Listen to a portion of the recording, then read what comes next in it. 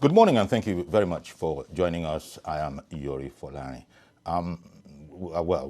Some have lost count, but it's day 11, day 12, depending on when you started counting, of the End SARS protest. It started as End SARS, but I dare say it has sort of taken on a life of its own, and now we have a situation where it's more complex than it was at the very, very beginning when we thought we were dealing with End SARS.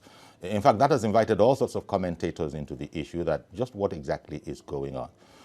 We thought we were handling one particular thing, but then it looks like we have a different beast on our hands. So we'll be looking, End SARS is going to be the theme, and we have with us this morning Mr.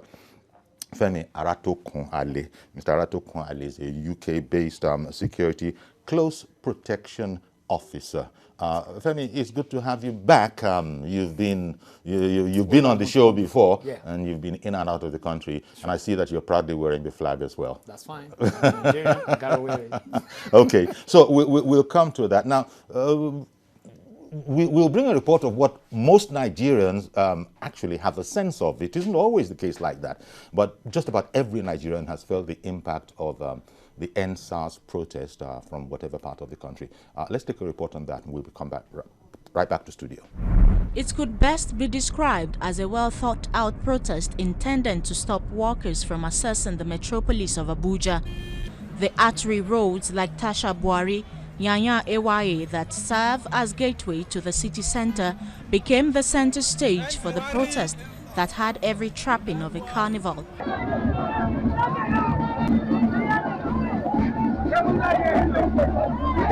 At the receiving end were motorists and other road users whose journey to the city ended in the traffic jam. Our children don't suffer, we cannot eat. Pure water we cannot afford. Common pure water Nigeria. 1,000 naira cannot buy a mudu of rice. Nigeria currency, higher currency cannot buy mudu of rice. Is it a country? Nigeria. Efforts to disperse them were vehemently resisted. Elsewhere, the pro-government protesters converged on the Unity Fountain in solidarity with the new tactical unit set up to replace SARS.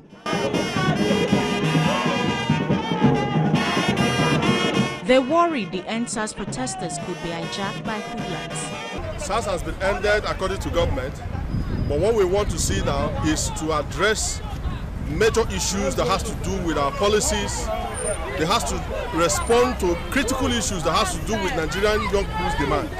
It's not just good, it's not just fair that we're in a country where you claim we are funding our budget, we are funding budget to maintain just about 30% of those who are in government, while 70% of the other people are suffering and languishing for nothing, no job, no opportunities in Nigeria, nothing.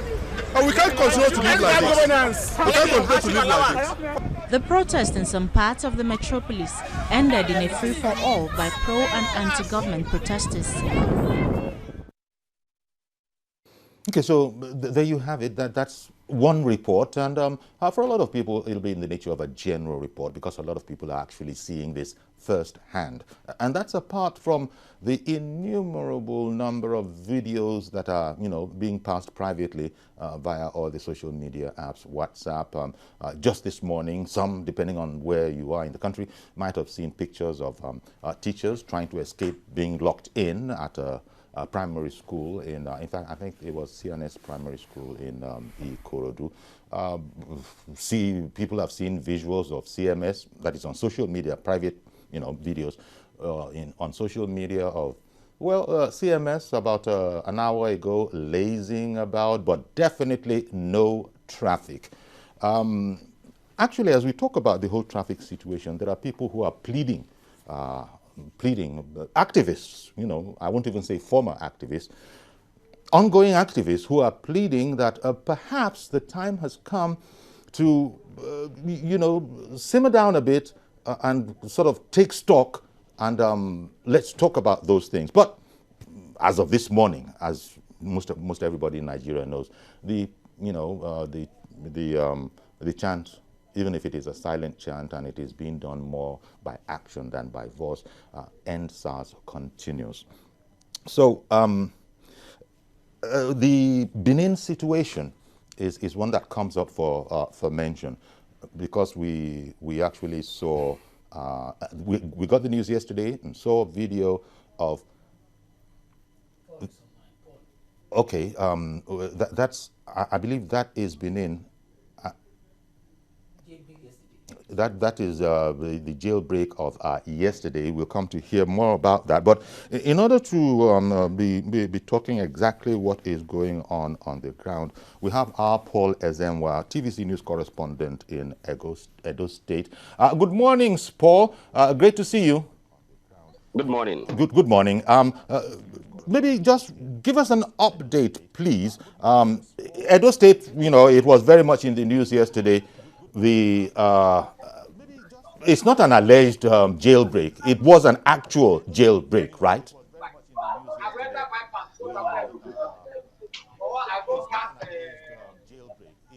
Hello. Paul, hello, Paul. Okay, I see that there's a slight difficulty, but could you bring us up to speed, please, on the situation in Edo State following the jailbreak yesterday?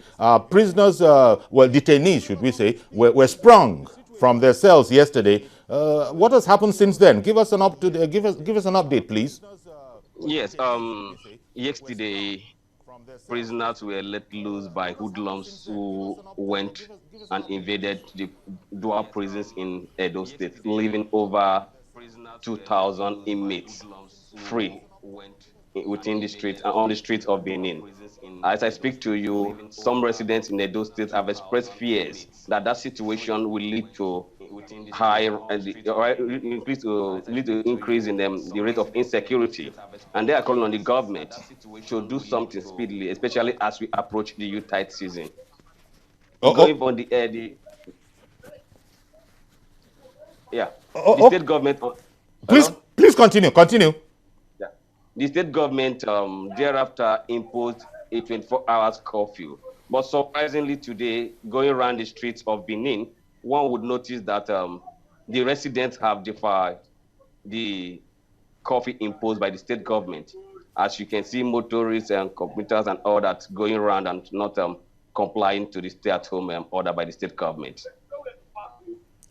Indeed. Now, when things like this happen, generally, you spring inmates from detention, from their cells. The authorities get on it quick and want to get them back as much as possible, as many of them as soon as possible. In that regard, what information do you have, or how many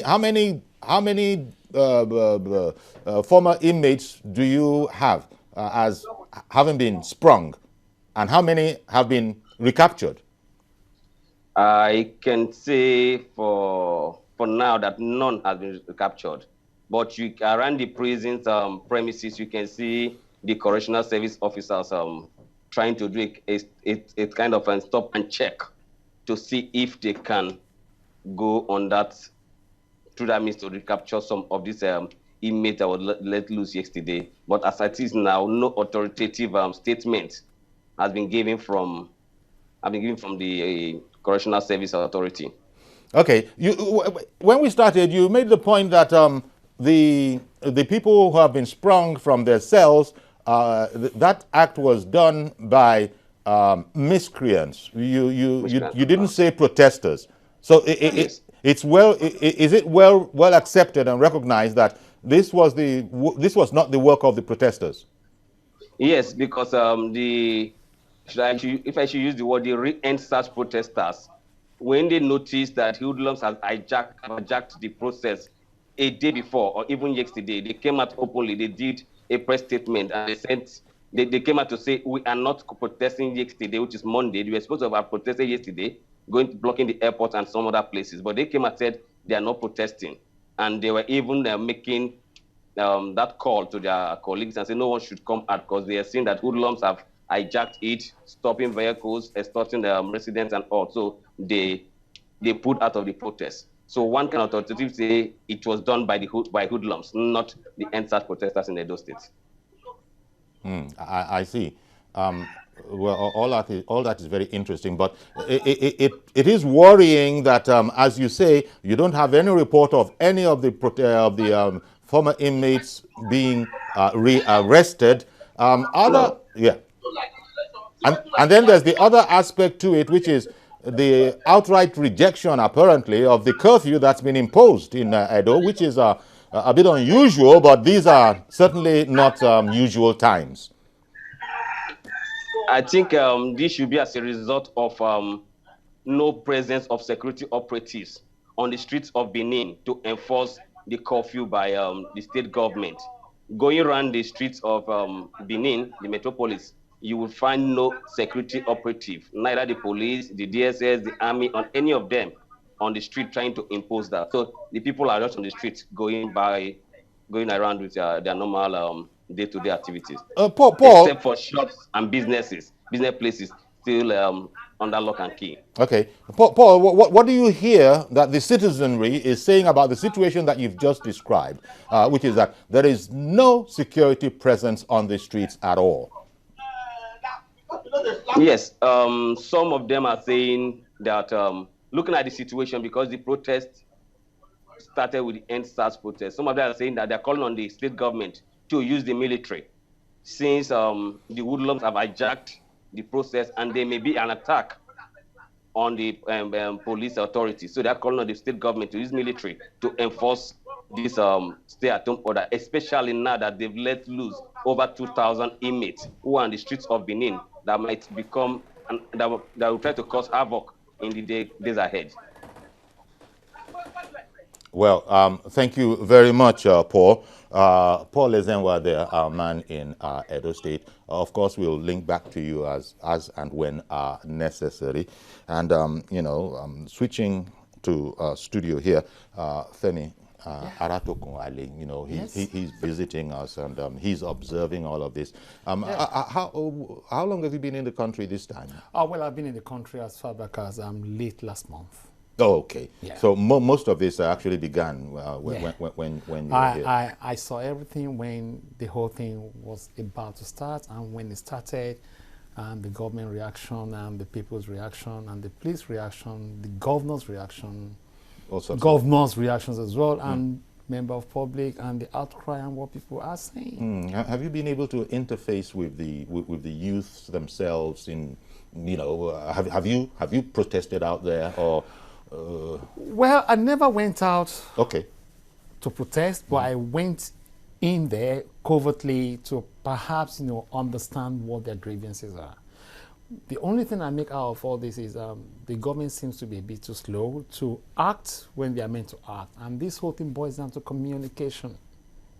When I say communication, the communication between the police and the member of public and the state government seems to have, rapidly, just gone melt down. This is where we are today. Once we don't have a good way of communicating, then trust me, it will always result to what we just, we've just seen, happening, and it will keep going on and on and on. However, a lot can still be done if the government can proactively start working things around. The number one thing the youths are really talking about is about the harassment being done towards them. Look at my hairstyle. I'm a normal human being.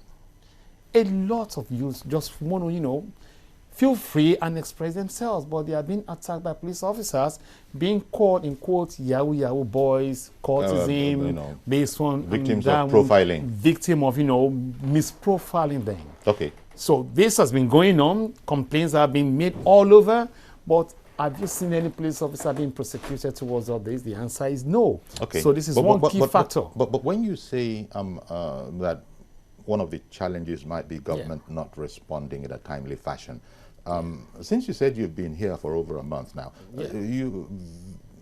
you've seen that. I don't know how you mean, and you probably explain it. Okay. Government has responded instantly to messages that they have received, by which I mean, you saw the situation where Governor Sanwo-Olu of Lagos was given a message shortly after the president received it. But in spite of all of that, I will cut you short from there. Yeah, you say when people it wasn't timely. When people were killed sporadically last year, how many police officers can you point out to have probably, been prosecuted so far? the YouTube, the social media can prove a whole lot that's happened. Ogun State, Osun State, Ondo State, Lagos State, and so many states. All of which appears to have been admitted by government, and that we're going to do something about it. They're going to do something. So do you really think this is the right time? I'm not trying to say they are not trying to do the right time, but it's a bit late. Okay, perhaps you will understand those who say better late than never. Yeah, sure, agree. In the sense that I think the perspective of government is that we are doing all that we can to, as it were... That's fine. I will cut you there again. What the government should be saying is not that we've heard your cry, we've heard what you guys are saying, we understand your concern, we're going to work on it. Rather, let them come out and start saying, I am sorry. We are sorry for letting you down. Should be the best way to appease and calm the situation down. But we've not seen them say that. Well, if you want to go there, the Vice President Yemi Osinbajo did say something akin to that. One person amongst others. That's the presidency. It doesn't matter. We have the friends of them. Okay, so look, we have the IG. Federal Executive Council, we have for the example. IG. Hold on. We have the IG, right? We have the DPOs. And most of this problem came out from where? From the DPOs units to the frontline police officers, right? It cost anybody nothing. Let us look for a strategy that will work together with the community. It is called community policing. Or whatever we say today, everything still boils down to one thing. Police are meant to serve the community. You know, a lot of people, and it'll be interesting as a youth, to get your perspective on this. Yeah. A lot of people think that government probably has set a threshold beyond which they will have to act. Because right now, government is being, quite frankly, conciliatory, let it be said. Agree. Right? They must have set a threshold beyond which, I'm sorry guys, we're going to have to swing into action. Now, from the fact that we haven't seen any brute force yet, it would appear that government perhaps, commendably has set the bar reasonably high. Would you agree with that? No, well, I wouldn't, because I've actually met, just like I've met with some of the youths, some of my friends, my junior ones. Again, I've met with police officers. I have met with some DPOs as well. Trust me here, there are some strategies being made down that they want to roll out some holistic training from next week. Let me use that word, next week. Yes, mark my word. And when you say training, are you talking about the authorities, the police? The police, yes. The police actually said that, again, one of the controversies is the SWAT, the SWAT team. Look, but I'm saying that the police announced that as of Monday, training has begun for SWAT. That's a subheading for discussion separately. Let us leave the SWAT for now. Let's just talk in general and, put the police on the spotlight right now. The police are planning different training program, and the key training program they all need right now is called the Security Customer Service Training. How do you engage with the member of public? If you don't engage properly, then you are looking for a trouble. We have seen so many videos going viral every day, how police, engage with the member of public. They believe because they are wearing the uniform, they are untouchable. But the police themselves have condemned that. They are just condemning it. Yes, they are just condemning it. Let us use the word, they are just condemning Exactly. It is better off we use what will make the protesters understand that we are listening, we want to see the change, we are working towards the change, and we are not just talking it, but we are working it practically on ground right now. That is what they want to say. I hear you, and it's an interesting conversation, but you must have seen conversations between, I know this is sort of in that area of controversy perhaps, known figures, stars, in conversation with no less than the Inspector General of Police, where a lot of what you've said, the Inspector General has actually offered, that is to say, bad. Yeah. We're going to get better. We must be given a chance. Nobody has denied that the police was, nobody has said that the police was within their rights in authority. Everybody has said, maybe not in exactly those same words, but that we are shamed by what has been going on. Do you know what the process is going to say? The worry is, why aren't these protests slowing down and disappearing, considering the whole conciliatory thing that I spoke about? Okay, fine. What I think should happen is this. Let us have members of the public to join hands with the police, join hands with the government, and let us start, dissecting things. This is what we need to do. This is what we need to do. This is how we should go about it. And let us make it happen. Okay. We don't need to just talk. We need to work it. The best way to work it is allow the protesters to at least say that, okay, fine, action is now being taken. Call out all these police officers. That's what a lot of people seem to be begging for the space for. Yeah. The space Yeah. to work and show Yeah. that there is sincerity to the words that are being uttered. Of course, yes. And this is why I said that I have been to some police stations. Yeah. I have been, look, to be honest with you, I'm not meant to say it, but I think I have to say it. I'm sorry if it's not going to be part of the policies. I give it to RRS, Lagos Rapid Response Squad Team, by Olatunji Disu. He's been doing so much, with or without any government or federal government budget. Let us allow other DPOs, other units, Okay. other district units to do the same. Okay. But right now, what we see is, before you do anything, the language you use, you have to write Ogao, you have to write the CP. Well, all of those, I imagine, will be taken care Yes, of because- in the holistic police Yes, reform this is what the problems that is are. now being demanded Yeah. and that the police are not adverse to. Not From see, what we, we're hearing. we have a big problem that we need Okay, to solve. but we also have, with us that can join in on this conversation, Mr. Terence Kwanam. Mr. Terence Kwanam is a field researcher, Global Amnesty Watch. And good morning, and thank you very much for joining us on Zoom, Terence. Thanks, Uncle Yuri. Thank you. First of all, give me your overview of the protest so far and the tensions therein. That is, government, being conciliatory and not yet bringing out brute force, and the protesters, as it were, insisting on their right to freedom of association. What's your observation as Global Amnesty Watch? The first 5 days of the protest, very professional, very excellent, well conducted. But after the first 5 days of the protest, we saw the infiltration of hoodlums and some political elements that have changed the dimension that today what we are facing is a total lockdown of our country once again by protest. And XYZ, then we are seeing crisis everywhere by these hoodlums that are hijacking it. And you and I know that if you call a protest and you are not able to conduct it properly and hoodlums take over the protest, it is still your responsibility because you called for the action. And now what we are facing now is that if we are not careful and that trend goes on, we might end up having a national security issue at our hands, which has become a major concern. What we had expected that with their conduct in the first 5 days, they would have been able to put themselves together to be able to get leadership that they can be able to go on the round table and see how their demands can be met by government. Because the demands that they have made by government, some can be long-term, some can be short-term, some can be through legislation, some can be by executive orders. But if you don't go to the round table to discuss and expect that you stay on the street and lock down the entire nation and these things will be resolved, I think that is not practically possible. Because even the 35 officers that the AG has announced that they have been sacked, if you want to persecute them, when the judicial officers cannot be able to go to courts and the judges, who is going to stay there and persecute them? So that is the challenge we're having on our hands.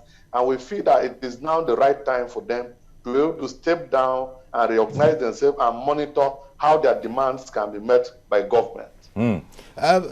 Could I just ask the question? I'm personally interested, Terence.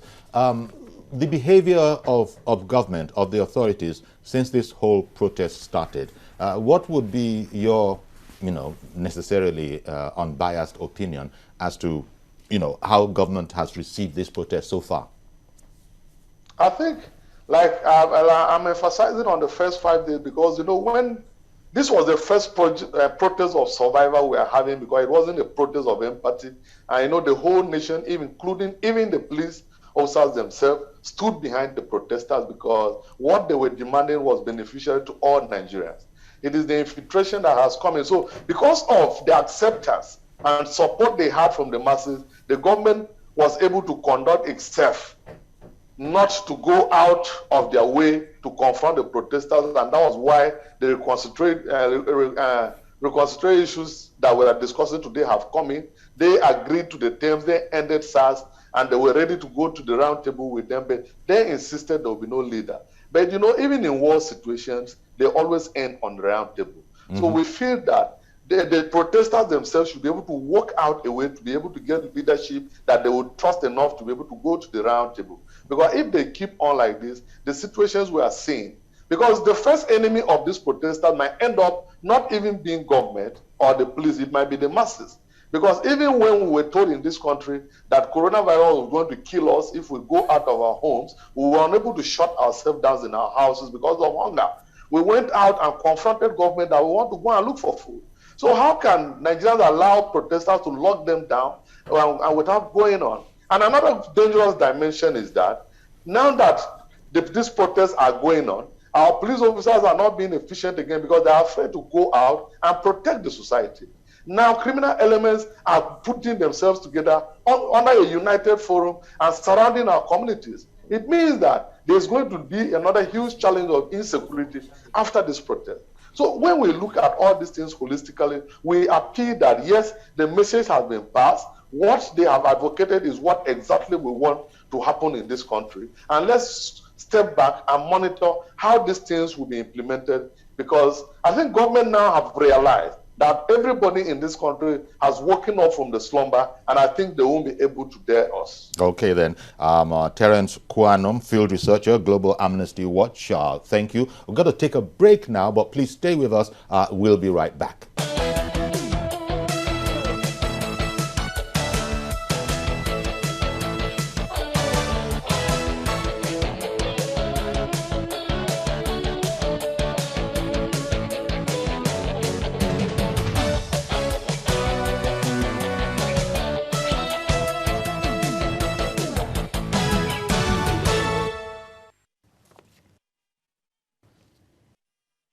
Okay, welcome back. We have still Femi Aratokunale in studio. He's a UK-based close protection officer. In fact, we should come and talk about that briefly, what a close protection officer is. My mind immediately goes to bodyguard. And basically, it could be, yeah, it's more like, you know, being called bodyguard, but I think we do more of general protection more than just bodyguard. Okay.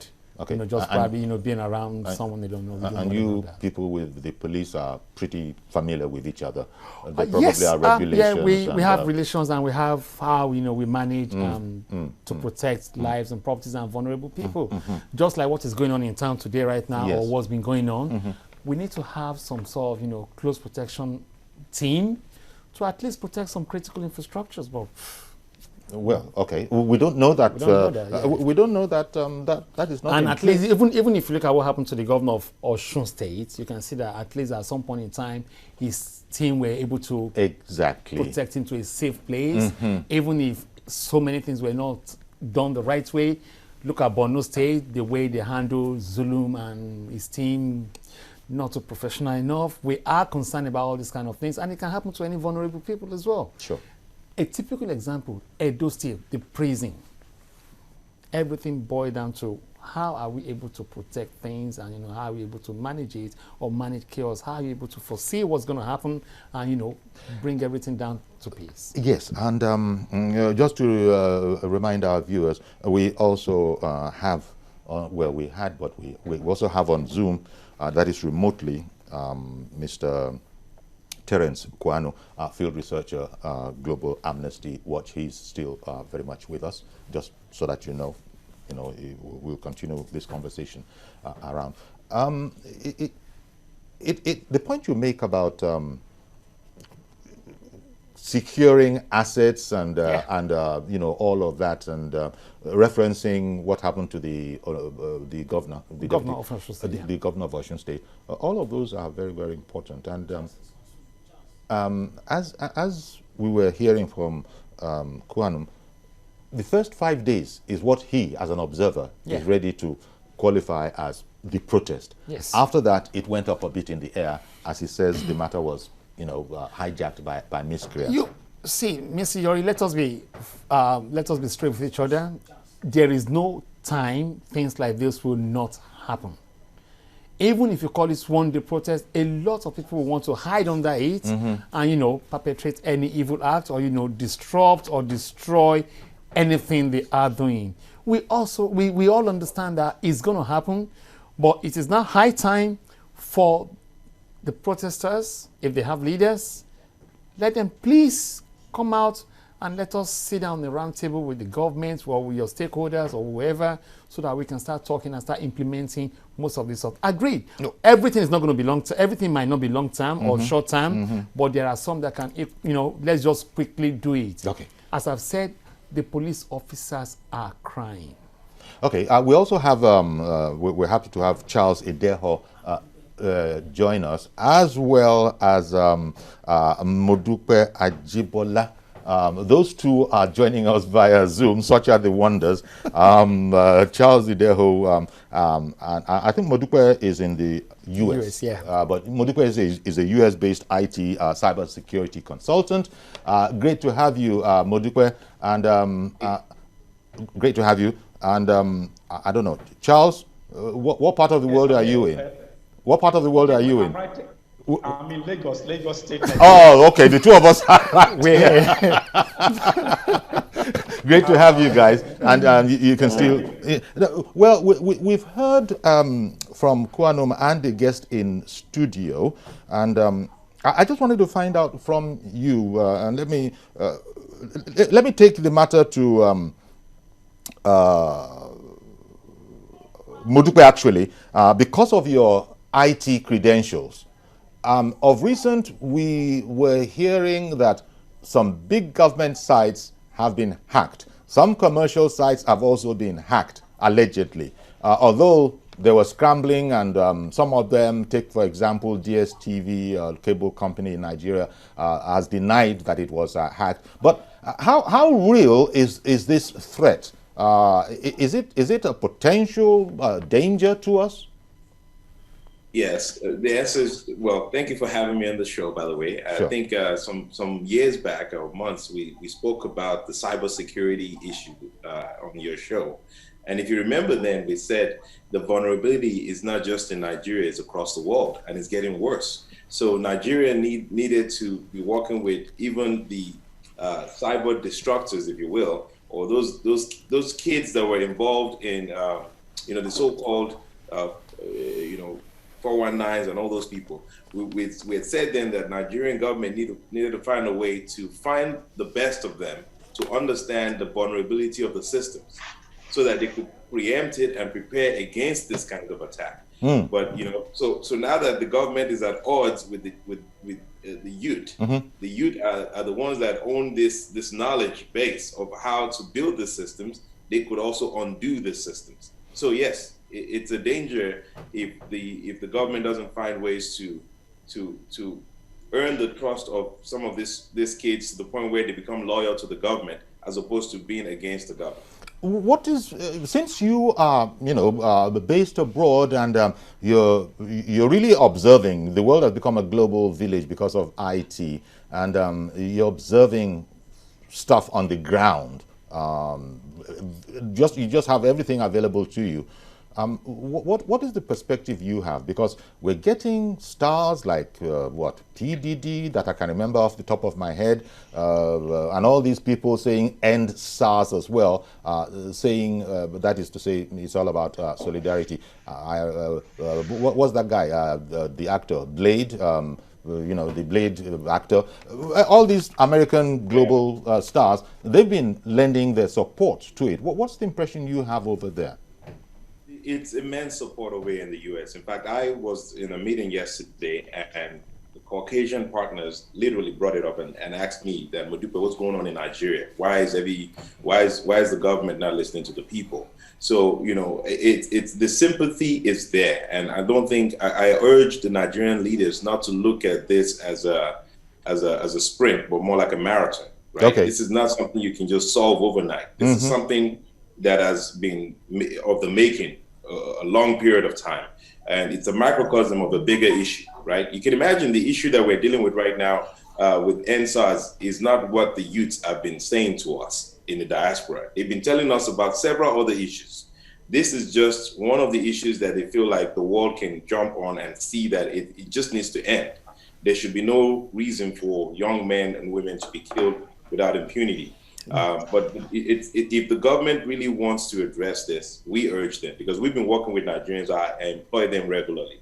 We urge them to not see this as just an EndSARS issue. It's a bigger issue. The bigger issue is the lack of engagement between the young people and the economic system in Nigeria. Because if you employ them, you can control them. If you employ them, you can guide them.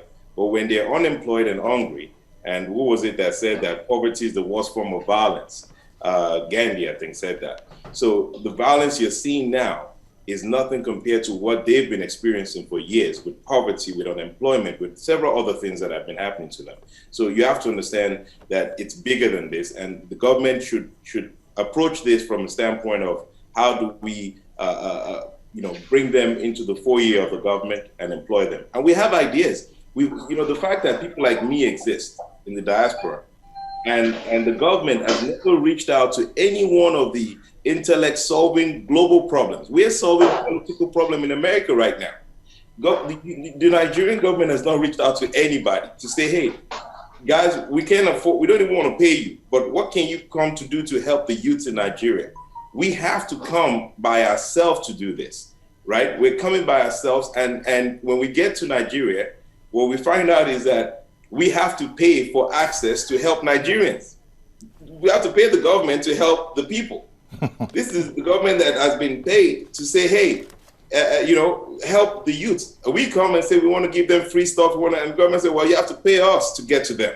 So it's a bigger issue, and Nigerian government needs to just sit down and create scorecards. I saw a scorecard that these kids have created for this EndSARS. The Nigerian government needs their own scorecard for how they're going to solve the bigger issue that these youths are facing. Okay, I hear all of that. Let me stay with you for a little while more because of something you said. You said, public figures in the U.S., are saying what's going on in Nigeria. Why is government not listening to the youth?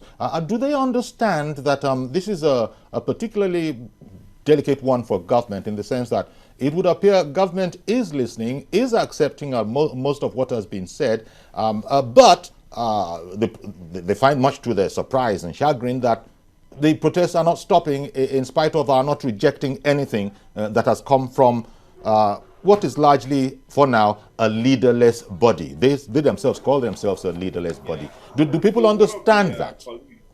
Mine said it best when we looked at the scorecard of what the youths were asking for, and they had a checkbox on what they've done. There was 5 lists, and they had a checkbox.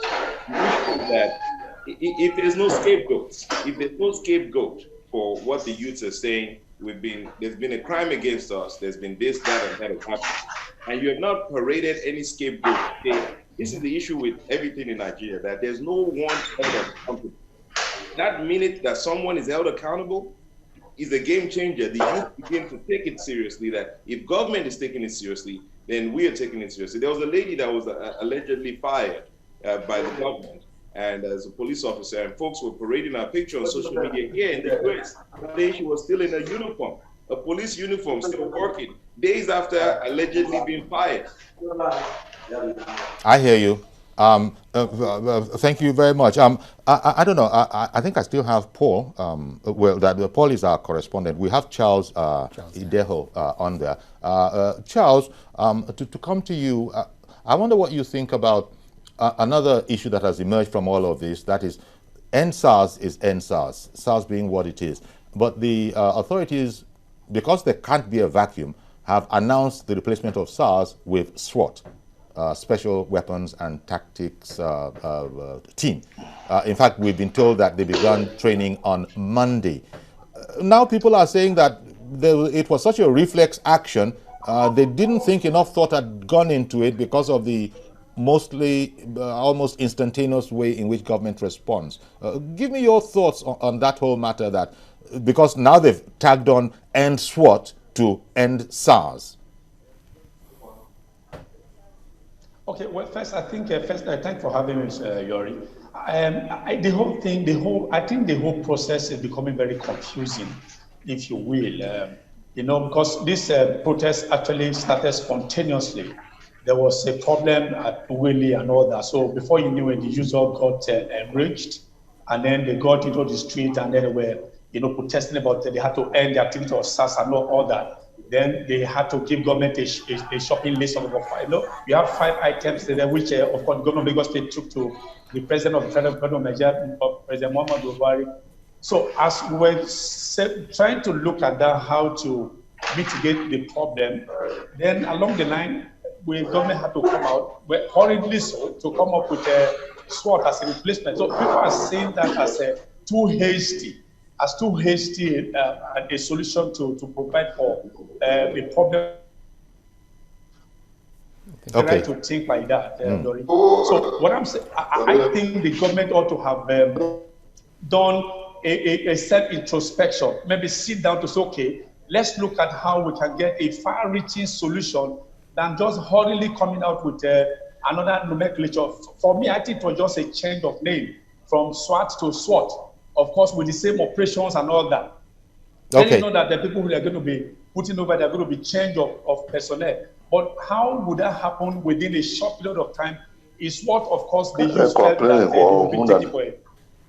Hello, Yori? Yes, I can hear you. Okay, I think, the youth were thinking that they were being taken for a ride for a government to just within about 48 hours, to just come up with maybe a change. So for a lot of them, they are taking just a change of name, just a change of nomenclature. So I think the government, because at the end of the day, if we look at a police to be reformed, who is going to benefit? The government will benefit, the everyday people will benefit, the system will benefit, even the economy will benefit.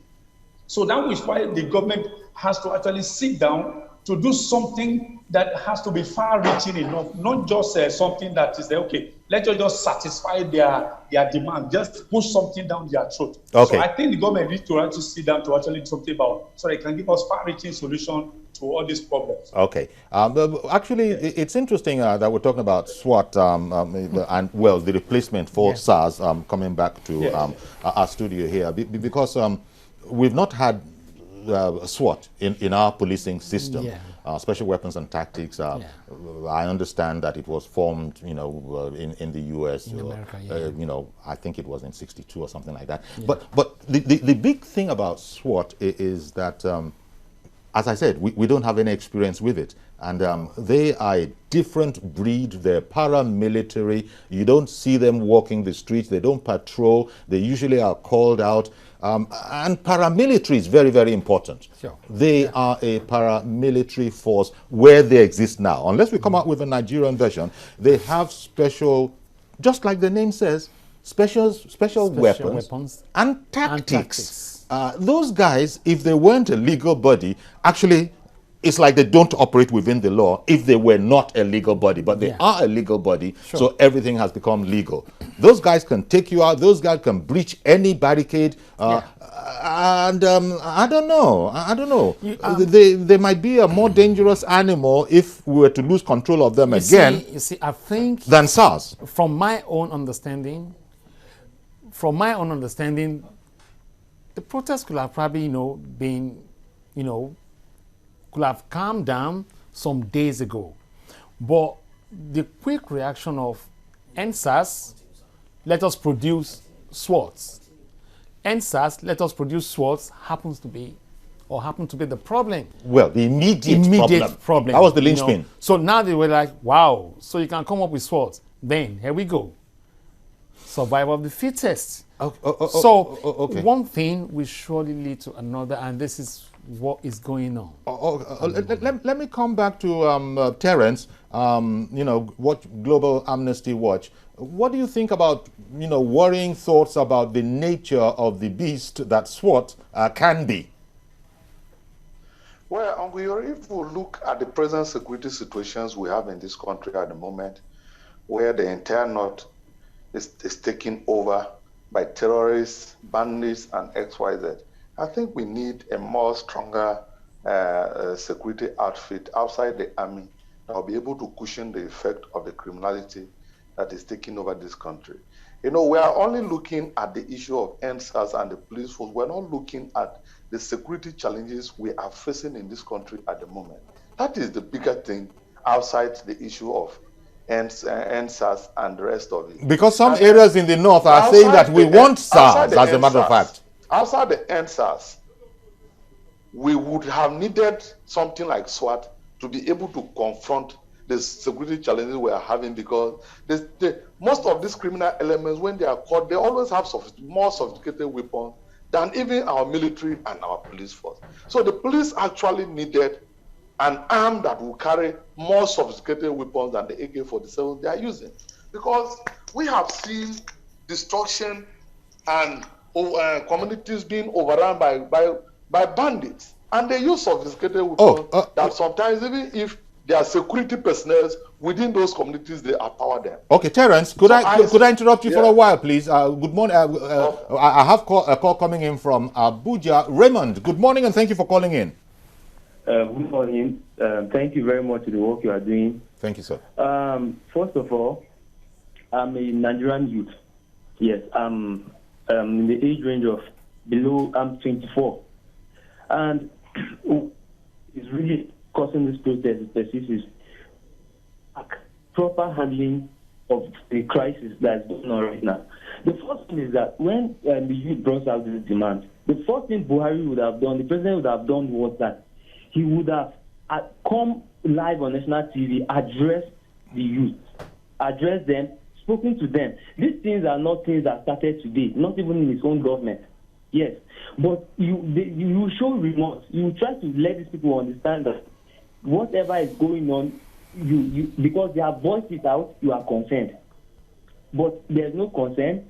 And then secondly, the government has decided to, you can hear some people in the government, instead of trying to calm situations down, they are sounding as if they are issuing threats out. Yes, they sound that they have accepted the demand, and the demands of the youth are prosecute the people that are responsible for this. At least fish the youth are even fishing some of them out. You see some placards, you see their pictures. Bring them to book, bring them out, start a trial. Okay, all right. Be no arrest. Okay, Raymond, and thank you very much for your call as a youth, articulating those points that you did articulate. And but the issue is that the police, the authorities are saying that they are not adverse to these ideas.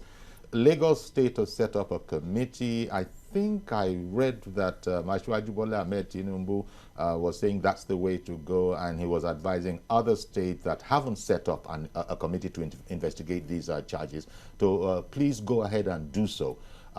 So maybe there's now the matter of communication. I don't know.